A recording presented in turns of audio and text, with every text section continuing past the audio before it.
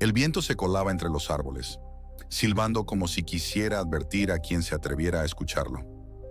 Era una noche oscura, una de esas noches en las que hasta las estrellas prefieren ocultarse, dejando que la luna menguante fuera la única testigo del silencio inquietante que reinaba en el pequeño pueblo de San Isidro. A lo lejos, el río corría manso, como si supiera que cualquier ruido más fuerte podría despertar algo más que los ecos en sus aguas.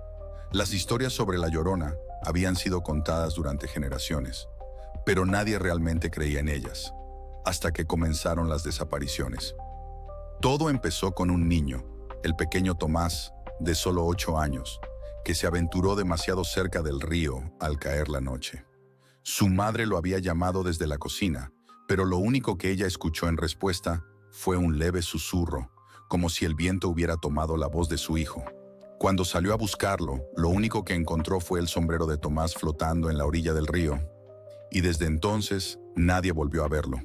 Los ancianos del pueblo decían que la Llorona, la mujer que vaga buscando a sus hijos perdidos, había regresado. Decían que la escucharon, llorando por sus hijos mientras el río susurraba su lamento. Pero los jóvenes, los incrédulos, se burlaban de las historias, llamándolas simples cuentos para asustar a los niños. Eso fue hasta que desapareció el segundo niño, y luego un tercero. En las noches, cuando todo parecía en calma, los susurros se hacían más fuertes. No eran palabras claras, sino un murmullo continuo que parecía resonar en las paredes, en las copas de los árboles y en el agua del río. Algunos aseguraban haber visto una figura en la distancia, una mujer vestida de blanco, con largos cabellos negros que cubrían su rostro, caminando a lo largo de la ribera. Pero cuando se acercaban, no encontraban a nadie. Carmen, una joven madre que había perdido a su hija hacía un año en circunstancias misteriosas, decidió una noche enfrentarse a los susurros. No soportaba más el dolor, y algo dentro de ella le decía que esos lamentos tenían que ver con la desaparición de su pequeña. Armada con una linterna y un corazón lleno de desesperación, se dirigió al río, donde el viento parecía llevar los lamentos hacia sus oídos, como un canto hipnótico que la invitaba a acercarse más. Cuando llegó a la orilla, el río estaba inquietantemente quieto. La luna se reflejaba en la superficie como un ojo vigilante, y los susurros parecían emanar directamente desde el agua.